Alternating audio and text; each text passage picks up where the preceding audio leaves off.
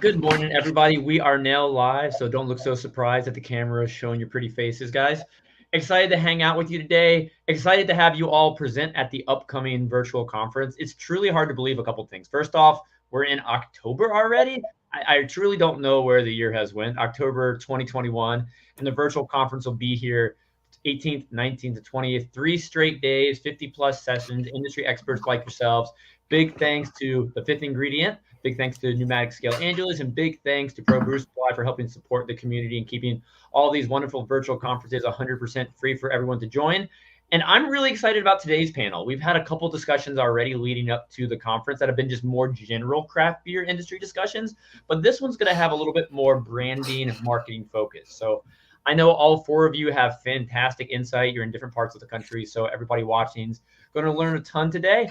But before we start the conversation, Aaron, you are to the right of me. So could you tell everybody a little bit about who you are and what you do? Hey guys, I'm Aaron Gore, and right now I am very, very sick with a toddler cold, so bear with me.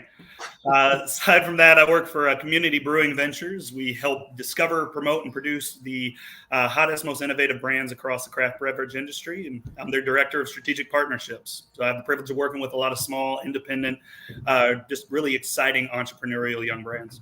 Can you tell us a little bit more about what CBV does? There's a lot of abbreviations going on today. Whole lot. Yeah, I've got CBP and CBV. You have absolutely no idea how often that screws people up when I'm talking to them. So what we do is we work with small breweries, not just breweries, but also, kombucha breweries and coffee companies, what have you, across the craft beverage space.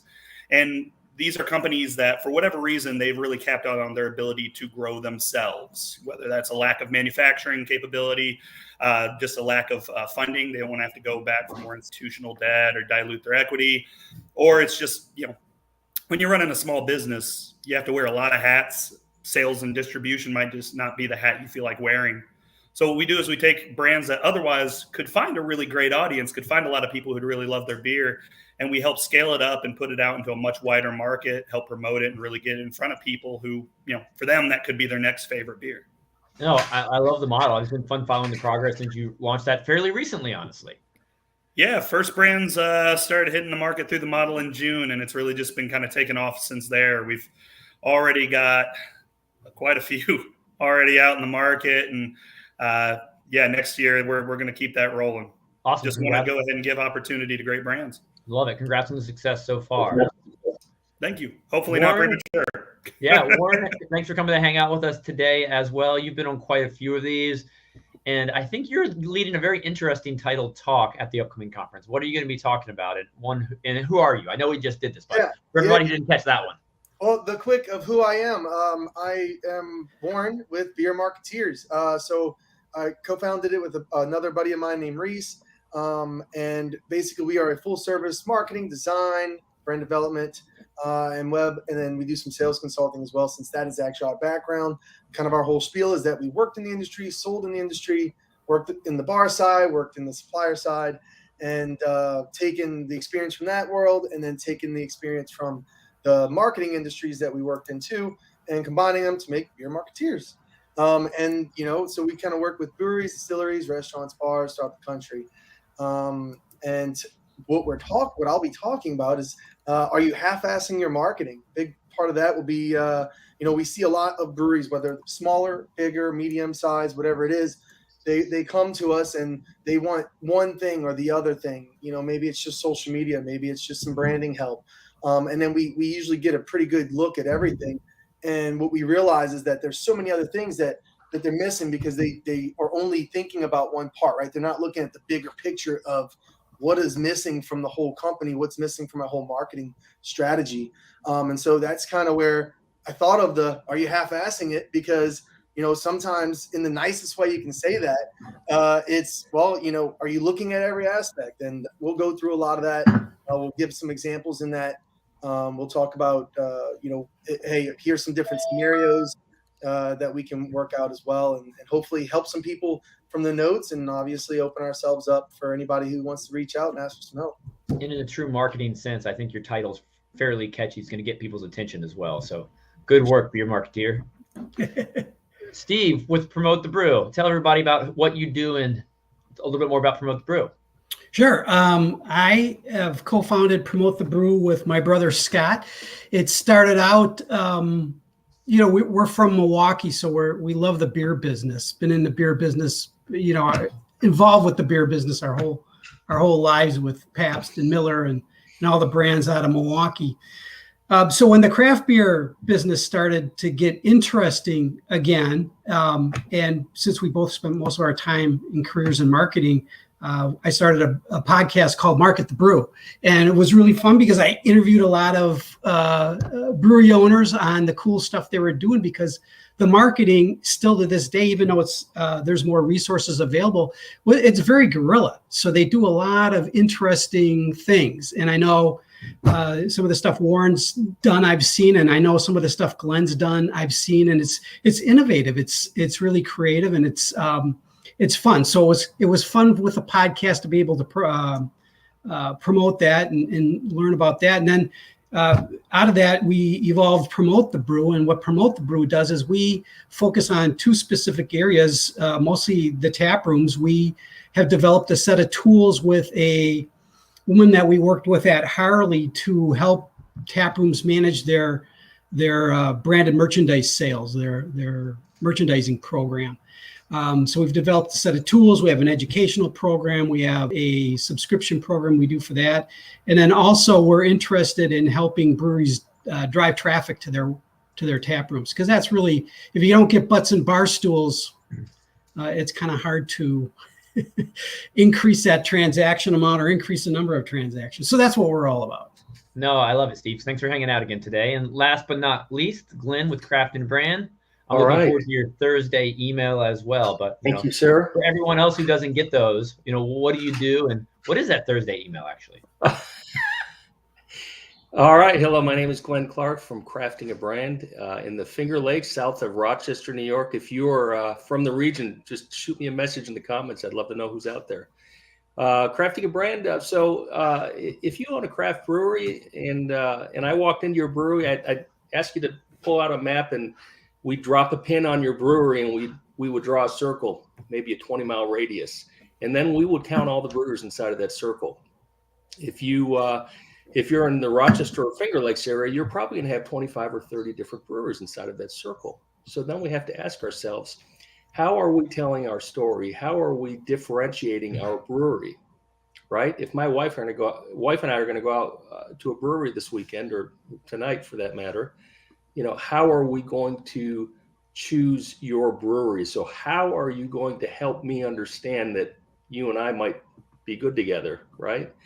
So I help brewers build a program to differentiate themselves and tell their story consistently and market with a consistent message to a specific audience, because you can't possibly serve every beer drinker in your region, right? You don't need them all, but you need the people to get your vibe.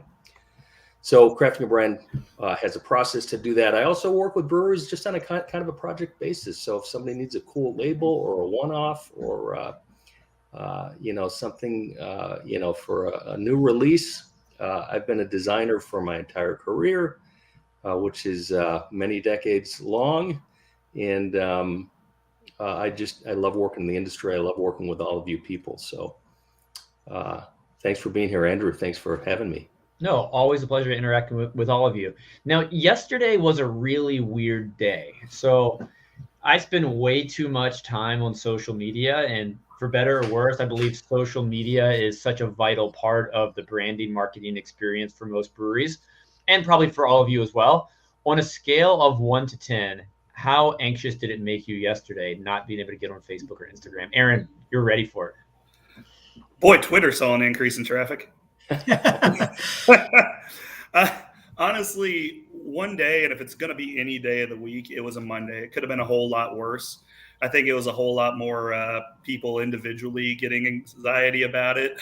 Anybody who had scheduled posts, I know, definitely got a little on the concern side. But honestly, one day isn't going to make or break your business. And the fact that it was a leveling event basically covered everybody across the industry, including your competitors.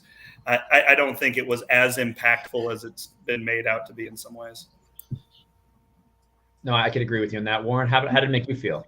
Yeah, I mean, in the same sense, like that, like you said, Aaron. I mean, for us, the easy thing to say was, well, everybody else was out too. So, it was more annoying, especially when at the time that it came back for me, it was right around 5 o'clock, and so all of a sudden I had to say, okay, well, what am I going to still put out there in the world on all these accounts, and kind of just messed up the calendar for the week, but that's all right, nothing major. It was interesting when it came back because I don't think everybody had full access at the same time. And I know even when it came back, I was able to post on my phone, but not on my computer. And I couldn't schedule post as well. So I felt like if you were lucky enough to get a post out when it first came back, you got a lot of engagement. But I mean, that was a crapshoot. Sure. It's after this conference this afternoon, I'm going to work on the monthly e-newsletter for one of my clients, and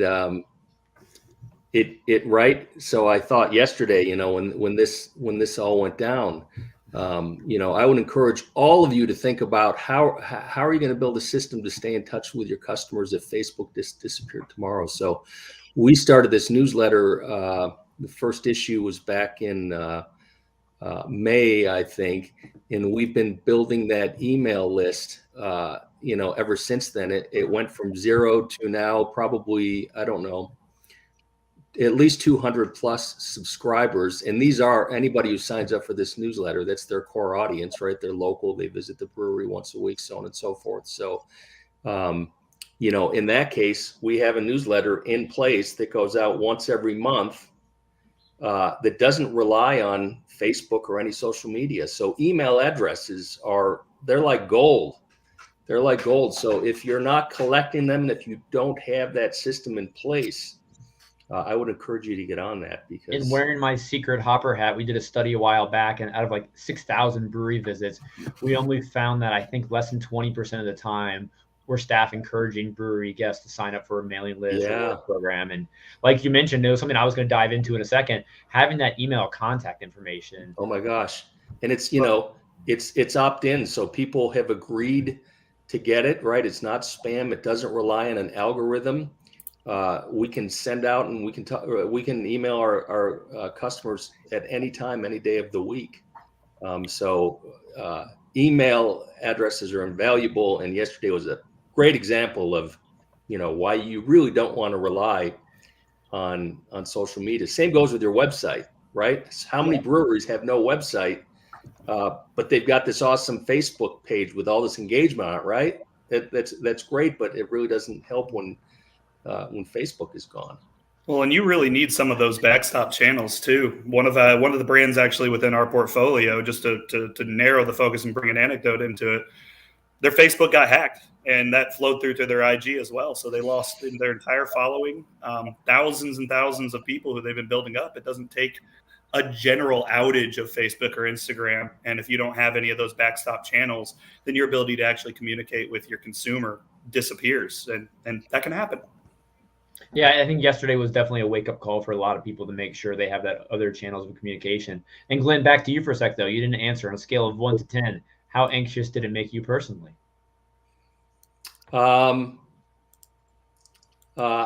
Personally, I was really busy yesterday, so I wasn't on any personal social media. And, as far as my brewery clients, I wasn't too worried. I had a feeling it would be back online, but it certainly got me to thinking about, how many people are out there really sweating because they either earn a living, completely on, their social media consulting and such, and B, for all these breweries that might be over relying on it. So I felt the pain. I didn't feel it too much personally, but I get it, man. It was maybe a little bit of a wake up call. Yeah. And Steve, how about you? What are your thoughts on yesterday? Yeah, I was nervous. I'm in Glenn's camp in that I always prefer to do that direct communication. And I like Glenn, I love email. It's a great way to develop a relationship. What I did find, though, yesterday is that, I don't know, I had an odd spike in my own personal productivity. So not having access to that kind of social media distraction, I got a lot done. But when I first got into this, doing more of the social media marketing, Google AdWords was where you started, and they called it the Google slap. So what makes me nervous about especially Google and Facebook is they have so much control over traffic that you really do got to develop other ways to get traffic. So I just saw an article this morning on, the up and coming TikTok as maybe an avenue. So you have other sources of traffic. If something like this happens, you have other ways to get towards your audience. So scale of 1 to 10, give me that number. I would say 6. So looking at, Warren. Yeah, I just want to go throw this out there. Glenn and Steve, both of you guys have said it. Don't half-ass your marketing, right? You're missing out on exactly a lot of avenues that you can hit. Don't just be worried. Oh, I only got this many likes on social. Oh, shit, dude, do something else. Like, there's a bunch of other stuff that we can get this out there. Half the time, the likes don't matter anyway. So. Warren, do you have a T-shirt that says that? Hey, I got Steve can hook you up. Right. I'll send you one. Well, and to Steve, to kind of your and Glenn's point about the channels, I mean, how often in this industry do we hear people complaining about the exclusivity with wholesalers and how that can restrict your access to market? You don't have that with your marketing channels. You have multiple channels. You should never find yourself restricted from communicating with your customer when the only thing standing in your way is your own lack of attention to it. Yep. And I think it's important to develop both. You gotta, having a strong email and having strong social media. Yeah. And a good website. Mm-hmm. So many bad websites out there. I spent so many hours trolling brewery websites. So many bad. So, putting aside like things like Instagram and Facebook, what are some of the more unique marketing campaigns, breweries that you've worked with or you've seen do over the past year and a half? Anything unique outside of the social media channels? I'll jump in. We have one that we've been running this campaign we've developed using geofencing technology. And what I love about geofencing technology is you're trying to identify your customer by where they congregate geographically. And if they congregate somewhere geographically, you can draw a digital fence around there. You can capture their cell phone information, and then you can serve them up ads through their social media or through their phone. And then you can take it a step further, and you can actually take that cell phone data, upload it into Facebook, and target ads right at those people with their cell phone data. So it's a really targeted approach. And a way to get your message in front of people that you've already pre-identified as potential customers or customers.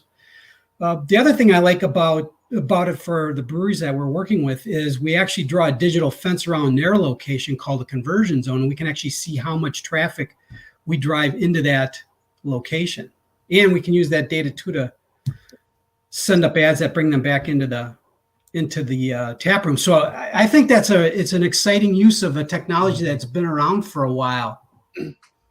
So for that technology, Steve, for breweries that you work with, are you seeing more value in putting the circle around their breweries and targeting those customers to come back? Or are you seeing more value for that client you're working with, putting the circle around their competitor's brewery and saying, hey, also check us out? Where are you seeing more of the hits? The latter, and it's not necessarily, in this industry, breweries are a little reticent about poaching their competitors. But there's so many other venues that you can go to. So any of the bars and restaurants, music venues, sports venues are a big one. So one of the clients that Warren works with is right down the road from a baseball park, and they actually have their beer at the baseball park. So like geofencing that location would be perfect because everybody, how many people that are leaving that stadium are looking for a place to go after, and it's just down the road. So I find we're getting more traffic from outside locations than return traffic at this point, Andrew, to answer your question. No, I'm fascinated to see more data on this as you continue to acquire it. And I was going to go where Steve just went too, was focusing on the area. Sometimes it depends on where you're located. Some of these guys, they have great spots like that near a big stadium, near a big school, near whatever that you can really focus in on. So use those if you can. Sometimes that's a lot better than even using your down the street brewery competition because they might not be getting that much traffic either compared to a stadium Right. or, another bar. They're struggling for that too. But I love, Steve, that you brought up the geo-targeting side of things, because that was something where coming from the tech marketing world, it wasn't as common when we first started doing it. And now I'm like, oh, you guys are excited to do this? Like, I get to be a nerd again? I think outside of digital, I see a lot of breweries getting creative about events at the brewery, or drawing people to a specific place. So I can think of 3 that come to mind. One of them up here in New York State, our state guild, the New York State Brewers Association, just hosted a festival called Bright Vibes with Omegang Brewery in Cooperstown, and they had a beer festival in the afternoon and a concert concurrently and into the evening with like 8 different music acts. So putting digital aside, think about getting 1,000 or more beer drinkers all in one place. And then once you have them there, how can you further communicate with them, right, and market to them in person? Another example, there's one of my clients, Brew Bag. It's kind of a spin on cornhole. We have another client that bought a bunch of Brew Bag sets and has an ongoing Brew Bag tournament at their brewery once every week. So again, bringing people to your brewery for a specific reason, maybe being more creative about it. And then another one is unique food pairings, whether it's a food truck or there's Rock Brewing here in Rochester did an ongoing, or I should say a permanent collaboration with FLX Wienery in the Finger Lakes. So they actually built a little restaurant inside of the brewery, and that's kind of a permanent thing. So I think the opportunity, what I'm seeing over and over again, is breweries thinking about, how can we draw people to our location? What can we do differently? I think experience matters, so much. If the beer is awesome at every brewery, that kind of evens out. So you can't really differentiate that way every time, right? So if you can't get them there on beer alone, what are you going to do, right, to attract them and be different from the other 5 breweries inside of your radius? Yeah, I think Glenn just kind of nailed it on the head. One of the biggest things that we saw last year with the pandemic, a lot of folks are having to move to predominantly off-premise, or even if they were predominantly on-premise, package became a lot more important. And especially with craft beer margins, one of the hardest things to do is maintain the kind of rotation that a lot of breweries were relying on prior to the pandemic. You got to really tighten your focus. And for a lot of breweries, they don't have nearly as much in the way of a cohesive brand as we sometimes pretend they do. Every brewery's brand is, we make lots of interesting beer. That's the brand. So having to tighten their focus to just a handful of products that they were really able to try and fight for market space at a time when the competition was through the roof really helped a lot of breweries discover who exactly they really are and tighten up their messaging and really put forward something that does differentiate themselves. Because to Glenn's point, there's a lot of good beer out there. I guarantee you that no matter how good your beer is, there's 8,500 breweries in the U.S. alone. There's people making it just as good as you probably down the street. So why should a customer pay attention to you versus all of those other options? That kind of communication, I think, really sank or swam last year. Aaron, as always, I typically agree 100% with most things that you say. So you're preaching to the choir right now. Both of us. It is scary. But besides being scary, I agree with you that breweries should be investing more in their branding and marketing, and you can't just make great beer anymore. We've all said that a billion times. And they are not the same. Absolutely not. Are not the same. Absolutely not. So how can we best educate breweries that they need to be invested in these aspects of the business? What are some strategies you all possibly do yourselves to encourage breweries to invest in these aspects, or some strategies that you've seen them employ themselves that have been worthwhile? Yeah, so I was wanting to add to everybody here. I think something that we've seen work really well, and it kind of falls in line with some of the stuff that we try to promote, is something. What can you do that's not necessarily you spending a bunch of money on ads or spending a bunch of money on something? And community partnerships, I feel like, have really helped some of our customers amplify their audiences and gain new followers through, whether it was one of our guys in Wisconsin partnering with the local person for their anniversary party that's kind of not really the same thing that they are. It's, or it's another person in town in Memphis partnering with a historic building community that, they were able to partner with them and make a cool product. And I think there's something that people are being drawn to that now more than ever, whether it's just the idea of community, let's stick together, or it's, being able to reference that product. Well, yeah, I know this, but now I know this new product, this beer, or they made a beer with them. That's cool. And then they discover you, and then you got, new followers. So I've been kind of excited about some of those partnerships in that scope. And Warren, in your opinion, what makes for a good partnership with someone, or organization outside of the brewery? Well, I mean, number one, I think, is if you like the people. We do the same thing with people we work with. If they're not good people and you can't enjoy having a beer with them, it's probably not going to be a good partnership. That's how we do it. I think the other side, the more marketing person answer would be obviously, what is their marketing? What are their marketing efforts? What is their view or people's view of that brand or that business into the world as well? So I think that's also huge. And then also, is it valuable to them, right? We see so many times someone wants to do a partnership, and to be honest, I think it fails because sometimes the partner they pick doesn't really give a shit. They're like, oh, that's cool, you want to partner with us, whatever, sure, throw our logo on it. And I'm like, well, why even do it? If they're not going to help promote it, they're not going to help, make their followers, get their followers to love it too, then it's not really, it's not a good partnership. A partner who's going to invest their time and energy behind the product just like you is absolutely vital. Just like you mentioned, if they're just wanting their logo slapped on something, that is not a good partnership at all. Yeah, exactly. Andrew, I have a tactic a tool that I use. I'll talk you through because I don't think I can share my screen right now.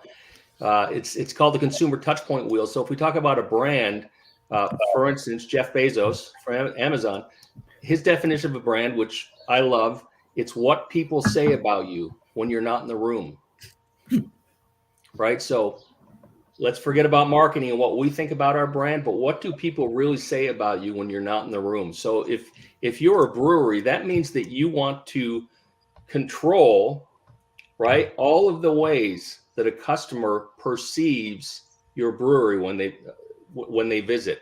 So again, I'm looking at a visual here, but picture a wheel here. This is an exercise you can do, and it's got a bunch of spokes on it. And you want to fill in on each spoke all of the ways that you as a brewery interact with your customers. So I'll for example, your price points tell me something about your brand and your beer. Your driveway and the exterior condition of your building. My experience with your takeout process, right? Online or when I walk up to take some beer to walk out the door with. Your website, your social media channels. Your labels, the way they look and feel, name of your brewery, your logo, the type of music being played, the knowledge that your beer tender has, or the greeting that I get when I come in your tap room, and on and on. You want to get a wheel, you want to fill in all those blanks, you want to sit down with your team and say, hey guys, these are the most important ways we can make an impression on our customers. And really building a brand is just delivering that consistently over and over and over again, over the long term, right? Because a brand is not what you are today and what you are 3 months from now. Your brand is what you really are and how you're going to behave this year and next year and the year after. And Glenn, yeah. Looking at that wheel you're talking about, are there certain areas where you believe a brewery neglects with regard to branding more so than others? And on the other hand, are there areas you believe that breweries are investing too much into with regard to branding? I think, for instance, social media, because it's so easy and it's just a no-brainer. Everybody knows that you really need to have Instagram, you need to have Facebook. But as we talked about earlier, let's look outside of social media and let's talk about, for instance, my experience person to person. We've all been to a brewery or a restaurant or whatever where the grocery store where the cashier is just mean to us, right? Or if I ask the bartender, tell me about this beer, I don't know. I'm here because I get paid minimum wage, right? So I think the one-on-one consumer experience, especially in a world where we live so much of our lives online. I think the more we can emphasize that in person, right? Give me an awesome experience, and I'm going to walk out the door and tell all my friends and beer drinking neighbors about it. I think that's where brewers should focus, is that on-premise experience. And that's not to say there's a whole different discussion about retail and distribution and all that, but for those who are selling on premise, and if your business is built around your tap room, really, I think we should be investing in that one-on-one consumer experience. And do you believe most tap rooms are investing enough in that? I don't think so. No, I think it's an afterthought for too many breweries. I do. Yeah, it is. It is for sure. It's on the bottom line. I mean, and also too, I just want to make a mention here too, Glenn, like on the side of social, right? There's so many people. I don't think that they even invest. Some places even invest enough into that side, whether it's social or with the whole advertising package itself too, that you can build around your social that combines with that in-person experience, right? You have so many people. I see it all the time on this page, including where it's like, I do everything. Well, that's cool, man. And it's a do-it-yourself mindset that I think a lot of people in this industry have, which is great sometimes, but not for everything, right? I know you can do your social media yourself. I know you can do your design yourself. I know you can worry about your in-person experience yourself, but are they good? Right? So many times I see that comment on there and I go and look at it and I'm like, yeah, it looks like shit. No wonder why. And I get it. Sometimes you can't afford it, but can you afford taking a class even just to give it a little bit better edge? There's plenty of folks like out there who offer courses or who offer some kind of assistance. Even if you can do that for a couple $100, man, do it. And Warren, I would say too. Go ahead, Steve. Warren, I would say too that the do-it-yourself strategy will take them to a certain level. Sure. And if they get stuck at that level and don't seek out then more developed resources, people that can get them over that level into the next level, that's where they get stuck then in their growth. And I hate seeing that when there's so many great resources out there in this industry. Well, we also have to keep in mind that this industry is filled with ersatz goods. I mean, we have so many competing products. Literally, no brand is so precious that they can't find something else off of one bad experience, one bad touch point. So almost more than standing out with your individual product, your individual brand, your individual experience, it's important not to screw it up. And to your point, Glenn, to everyone's point, the taproom experience, that person behind the bar is as much of a product touch point as your labeling. It's as much of a product touch point as your salesperson. Delivery drivers. I can't tell you how many account relationships have been ruined because a delivery driver who's not getting paid enough and has no education on the product or the brand just wound up pissing off the buyer. You really need to treat everyone in your organization as a brand champion and make sure that they're educated to the point where if they're going to touch any consumers, even if it's just them off hours communicating with their buddies, or they're out down at the corner bar and they've had a few too many drinks, that they're going to be able to communicate your brand properly rather than really setting you back and making it so that one of the hundreds of other competitors at the local Harris Teeter or Kroger or whatnot doesn't all of a sudden start looking a little more appealing. No, let me give you one example if I could. And Andrew, this is a data-driven example, which you'll love, right? I will love it. I've become a data person, Glenn. So my wife and I go to a specific, actually there's maybe 2 or 3 breweries nearby. Almost every Friday night, we, get out of work and we go hit up one of these breweries. And one of the first things we do is we find out who's playing music that night. We're really into music, kind of music snobs. So maybe we're not a good example, but let me tell you something. There's one brewery that we favor over the others that we go to almost every Friday night regardless. And their crowd will be overflowing or empty depending on who that musical artist is. And part of that is as simple as, does this band bring in their groupies? Does this band bring in their family and friends, right?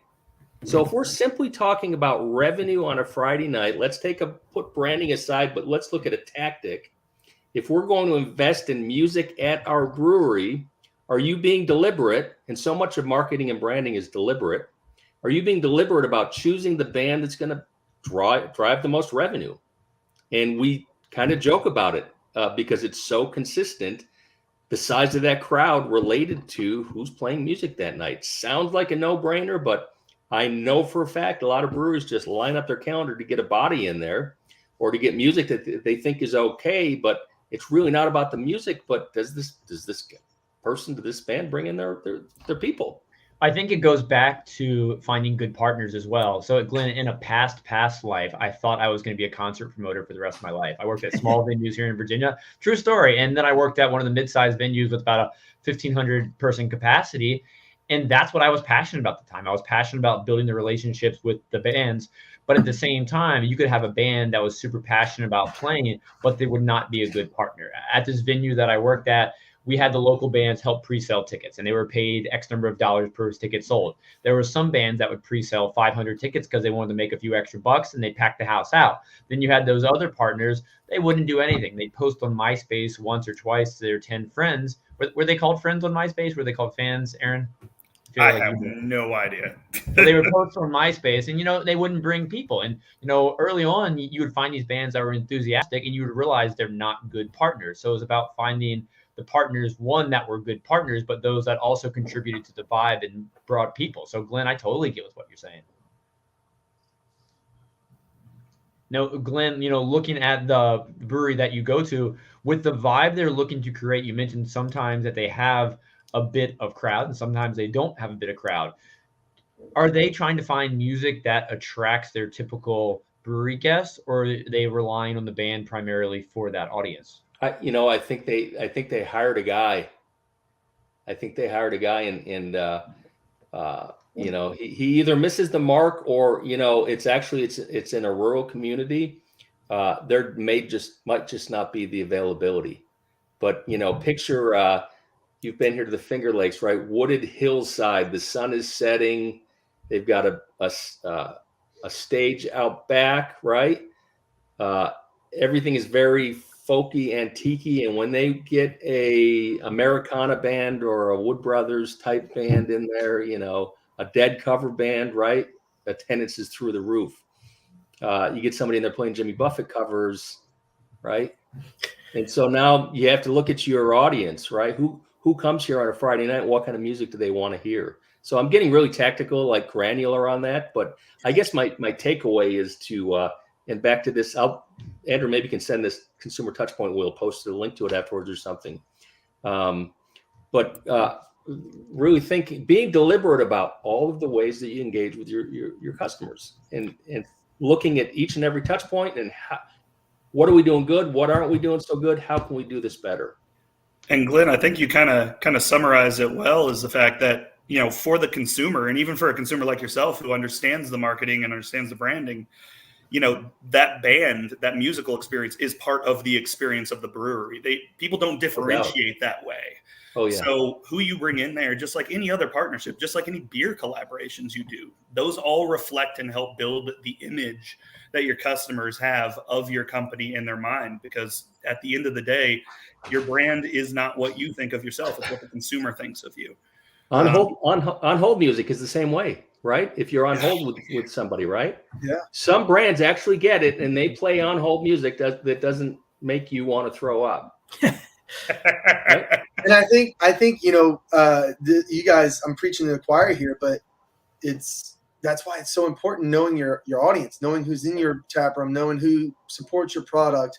Because if you're hurting the development of what your brand appears to be and who that is and who that attracts, then it's not helping your business. And I know it seems so silly sometimes on just the music side, or maybe it's the food or whatever, but it's all there, right? So what can you do to build that from, we always say, from the digital side to the in-person side, or even from the digital side to the, in the bar side, right? Or in the event or whatever it is. How are you kind of bringing all that together and making it one thing and one image? And I think I don't know about you guys, but I know a lot of breweries that we've worked with and that we've talked to in the past, a lot of them don't have that when they come to us, right? They don't have a brand together. At least some of them don't even know their full identity. They know a little bit. They got a logo done. They they that's part of it, but they haven't gotten past that. And I know it's sometimes scary, right? It's like, well, it costs a lot. It costs a lot to get all that done. Well, it also costs a lot to fail. So if you can get it done in the beginning and find the nut to make it happen, then I think you're going to have a lot better idea when you can afford that marketing person, whether it's in house or out of house or whatever. You'll be better able to put your brand out there, put your marketing out there for sure. Warren, I'm gonna have another. I'm reading off of a slide here again that I can't share, but Andrew, I promise I'll send you links to these. I have a process called brand building blocks. 7 things that a brewery needs to think about to put a marketing program in place. Target audience, your value proposition. What am I going to get from you? I'm not going to get from anybody else. Differentiating characteristics. What are all the awesome things that are unique to your brewery experience? Your positioning statement. Dunkin' Donuts, Starbucks, right? They both sell the same thing, but we think about them in a completely different way because they have deliberately positioned themselves. So how are you positioning your brewery in your market? Your brand personality. If your brand was a person, what would its characteristics be, right? That helps me be authentic and consistent on my social media channels, my voice, my website. And then your one thing. If you're known for one thing, people get confused and have short attention spans. They will remember one thing. What is the one thing about your brewery? Last piece of that is your visual identity. Again, if you're starting up, if you're a startup brewery, all of that information, all of that strategic thinking should inform your visual identity, your name, your logo, your labels, so on and so forth. If you don't have that, then your visual identity often has no meaning and has to be redone or refreshed a couple years down the road when you get your act together. And so, Glenn, brand building blocks, I'll share that slide with you. Excellent. Yeah, drop the link with us. Now, Glenn, you've talked a lot about what we have today as a whole, breweries realizing need to invest in more branding, marketing related tactics. But looking at newer breweries in planning, are the 4 of you seeing breweries earlier stage more willing to invest in these parts of their business? Hell no. Elaborate. I've seen both, but go ahead, Aaron. Yeah. So if there's one thing that I've seen, it's in some ways it's actually gone the opposite direction. And to Steve's point, you are seeing a handful that are really canny and really coming in with a bit of that background. A lot of them tend to run in very similar circles. You get something like Dissolver out of Asheville that, that is a marketing company with a brewery attached. And I mean that in the best possible way. The beer's great. The experience is great. But they understood how important brand was day one. But as the scene has grown, as the industry has grown, and as we've kind of democratized the opening of new breweries more and more, you get a lot of folks who they get into this because they're very, very passionate about craft beer. But, not your hobby marketing. This might be the best named thing in history because, it's not your hobby. And you have to understand that just making good beer was never enough. And now it's even less enough. That's just the cost to be in the game. We're in a post-product industry right now where having good product, or at the very least a good location and experience, that's just how you open. You need the branding, you need the marketing, you need a comprehensive understanding of who you are so that you can communicate that out to your consumers before you can really even stand a chance out there, because it is getting red ocean and it is getting tighter and tighter and tighter. And, that's an okay thing. We still got room to grow this industry, but we really need more sophisticated mindsets around it and people who do take this seriously, not as the thing you do once you decided to leave your first career, but as a true second career that deserves your attention and deserves your focus. Yeah. Stop being stubborn. I mean, hell, I've got a lot of brewer friends, and they hop into it like that.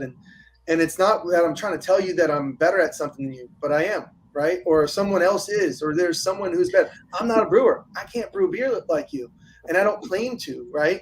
And I'm not saying that you got to go out there and spend a ton of money on something, but spend a little bit, invest in it, because, like Aaron just mentioned, Dissolver, those guys are badass. Not everybody comes in like that.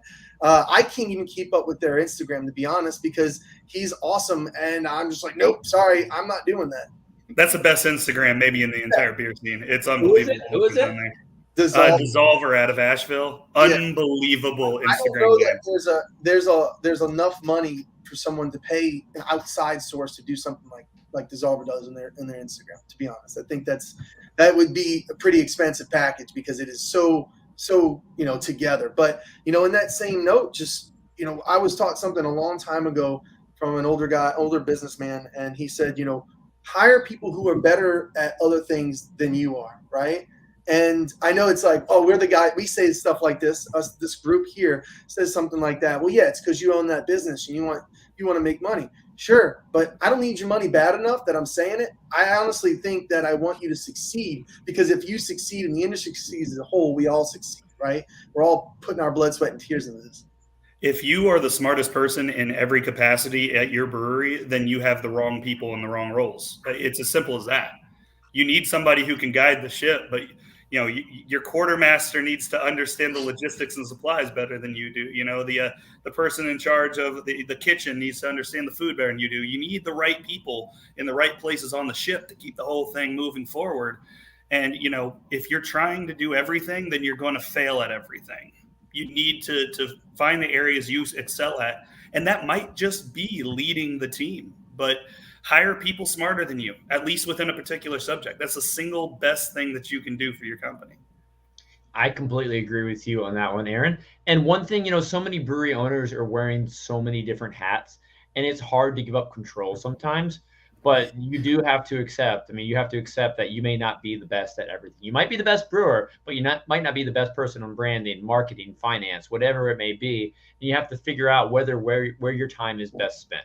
Is it worth you paying someone outside of your brewery or hiring someone specifically to handle a certain task where you can spend your time doing something else? You'll generate more return on that investment.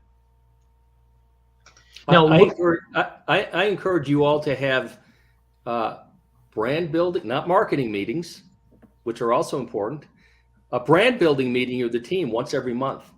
And whether that's breakfast or lunch or beers and pizza afterwards, once a month, sit down with your brand building blocks or consumer touch point wheel and talk to your team. What are you guys hearing? What are you guys seeing?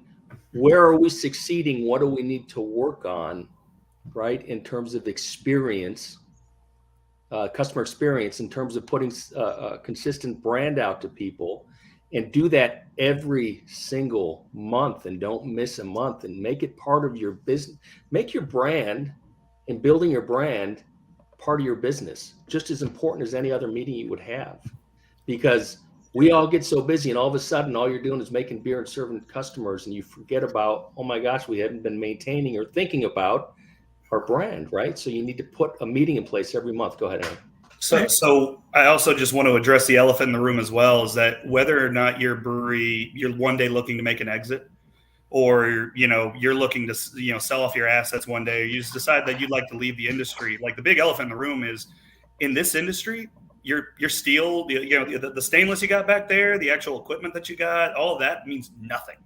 Your brand is the vast majority of your valuation. So if you're ever looking to exit this industry as well, No doubt. it is critical to keep in mind that if your brand has no value, literally that's worth the scrap value. And even then, it's worth the scrap value minus transpo. Yeah. So you really need to keep in mind that your brand is your company. Everything else is just how you execute. Everything else is just how you get that brand into the hands of consumers. And the mindset. There's another go ahead. There's another resource I would recommend. So another aspect of your experience is getting somebody from the outside to assess it for you and give you feedback. So you have, and I know this guy, I've heard about him, who has this business that's actually what he does. So I think it's called Secret Hopper or something like that. Appreciate the plug, Steve. Never heard of it. Yeah. There is so much value, whether you're looking at the taproom experience or how well you're doing with branding and marketing. Have someone from the outside come and audit what you're doing, give you the feedback. Because whether you're walking into the same taproom every day and your mind just kind of gets set and repeat, you're seeing everything as a cycle and it becomes a place of work, and that's just what you see and that's just what you do. It's really nice to have that fresh perspective on any aspect of your business, not just your taproom. Yeah. So I want to bump back real quick to what Glenn said about having a monthly meeting, even if it's internally, right? I I also want to harp on that with Glenn, because whether it's something that you can do right out of the gate, or if it's something that you can build up to, right? If you at least know your weaknesses, that's a big improvement. Like, don't be afraid to say that we suck at this, this, and this, because then at least you can say, all right, we need to be able to afford to bring someone in like this, or at least we need to be able to afford to ask someone for help. I'm always on this page, especially, and I know half of y'all would do the same, is like, hey, just message us, right? I mean, I'm not going to charge you to ask me a simple question. Hell, maybe I've got someone who's, not in the same thing that we're doing, or doing something that has a programs or some kind of, that they can go and take a course. Whatever we can do, again, if I can help you now, then it might come back to us. The karma is at least there in the future. But I love the idea of having those internal meetings, because people do forget. Everybody forgets. Everybody gets so busy with what's going on in the world, or the current situation that we're in, or whatever it is, and you forget about it and you never address it. And I think it's a huge loss for you, because you can work towards it, even if you're not perfect right now. Work towards being better. I know we always are. And Warren, you had a couple really great points there. I mean, the meetings, as many of you have mentioned today, are really valuable. You need to constantly be interacting with your team to understand what you need to do and how everybody else feels about it. So obviously very valuable there. But also you mentioned, you as a business owner, you're interacting with, how many breweries do you think you talk to a week, if you had to guess? A handful, a good bit. Yeah. I mean, and they're all over the country, correct? Yeah. I mean, if it's just clients alone, it's probably 10 plus, maybe 15 or so. And then there's, whoever else that week that we're just chatting with, that's a friend, or we did some label work for them and they asked for a question. I'm like, hey, yeah, sure. So you're talking to people all over the country, learning what's working for one, what's not working for another. You're becoming such a sponge for information, and that insight's really valuable. A quick call with you, with anyone or all of you today, could give that brewery you're talking to, that person you're talking to, that one piece of actionable advice that they could say, you know what, I never thought about it that way. And it could just be you repositioning something in a different way that kind of grasp a little bit better for them. And then they take it back to their business. Yeah. Sure. I mean, there's so much value in just talking to people outside of your area, whether it's on the internet or, at get-togethers. And most of the things here, they're not like groundbreaking. Like, most companies don't need to overhaul anything. It's just tightening your focus, tightening your communication, and just having someone from the outside who's able to take a look at it with fresh eyes, because it's very possible to be too close to it. Yeah, fresh eyes again. Right. If marketing is the messages that we put out through social media and however we get our word out, branding, if I could draw an analogy, branding, working on your brand is like going to the gym, right? You're doing it for yourself. You're making yourself better. So think about branding as really an internal exercise. You and all of your employees and your team getting together and working on what's inside, because what's inside is what's going to go outside. And if what's inside isn't working, or if it's not strong, forget about marketing, right? 100%. Great advice there, Glenn. Now, as we wind down this hour, we'll start just like we did at the beginning. Aaron, you're going to go first.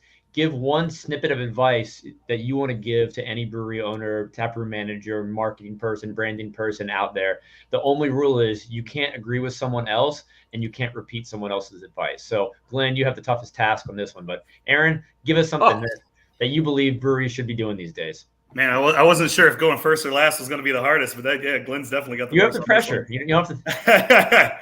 If I had to give one piece of advice, I'd say that if you as a company do not know who you are, then how can you communicate that to your consumer? Simple, but so true. Warren? So I would say, I'm going to reiterate what I always say. Don't be afraid to reach out. Quit being stubborn and don't be afraid to reach out. Ask for help. Because guess what? If you slightly think that you're good at doing it all, I promise you're probably not. Steve, you're up. I would say track what you do, keep track of what you do, measure what you do, because the best access to improvement is getting that baseline and then moving up from there. And Glenn, once again, I want you all to think about, how are you going to reach the next audience? So when your current customers are gone or age out or whatever happens, what are you going to do today to prepare for, right, today's 18-year-old, for the next craft beer consumer? That's a great point right there. Now, as we wind down this hour, first off, I appreciate you all being here today. You're all going to be leading panels or sessions at the upcoming virtual conference that I really can't wait for. April. Oh my gosh, we're not in 2022 yet. October 18th, 19th, and 20th. We'll see you there. If you guys haven't heard yet, we're doing in-person events in 2022. Our first is in Norfolk, Virginia, February 7th, 8th, and 9th. And Glenn Clark, right below me, will be speaking there. And Glenn also has a fantastic Thursday newsletter that I know I get excited for. It's a little more localized to upstate New York on Thursday mornings, but towards the evening, you do a little bit more of a deeper dive into whole branding, marketing, industry stuff as a whole. I'm going to drop that in the comments. But for everyone else here as well, tell everyone how they can stay in touch if they just want a quick call with you or just reach out for a question or two. Aaron? Yeah, pretty much anybody who follows the craft beer industry will at least find somebody I've annoyed in the past. I'm pretty easy to get a hold of. But for CBV, please follow us at Brew Accelerator on Instagram, or you can go to www.communitybrewingventures.com. You can also find me at Ale Chaser on Instagram. But yeah, drop a line, shoot me a call. I don't know, send me a picture. I don't know. Just reach out. And there's ways they can get you if Facebook and Instagram go down again, correct? What was that? People can reach you even if Facebook and Instagram goes down? Theoretically, I'm not even entirely sure I exist if Facebook goes down, but it was a real existential crisis yesterday. Warren, how can we stay in touch with you and follow you? Yeah, Beer Marketeers. That's Marketeers with 2 E's at the end, like the Musketeers. We're on Instagram, Facebook. You can find us online, beermarketeers.com. There's a phone number on there, and it ends with the word beer. So give us a shout. It comes directly to me. The email in there comes directly to me. And then Facebook, if you can find me at Warren Troy Bondi. If you hit up Warren Bondi, it's my dad. He might know what to do with you. He does like beer. I love it. Steve, how can everybody stay in touch? Yeah, we're at Promote the Brew on Facebook and Instagram. And my email is steve@promotethebrew.com. And those are the best ways to follow us and get in touch with me personally. And we dropped the link earlier, but if you're listening on Spotify, look up Market the Brew podcast. Before I even met Steve, I heard his beautiful voice through the podcast, and there's some great content there. It is a resource that keeps giving. So dive into those episodes as well. Thanks. And Glenn, I feel bad that you're last every single time, but hopefully people remember it as well, as I'm sure they will. How can they stay in touch with you? I think we just posted the link. Maybe you didn't. For you got an email address or anything you want to share? Crafting a Brand website, Instagram, Facebook, social media, and drop me an email. I think you can find it. It's glenn@craftingabrandco.com. I am always willing to help you all for free. I made reference to a couple different exercises here, brand building blocks, a consumer touchpoint wheel, and I will gladly share them with you at no cost and also do a phone call with you at no cost. I'm here to help you. And however I can do that, I'd love to connect. Yeah. You four are such great people. I look forward to learning from you as always at the upcoming virtual conference. So everybody who's listening now or later, thanks for tuning in, and we will all see you soon. Cheers. Cheers, y'all. Thanks, everyone.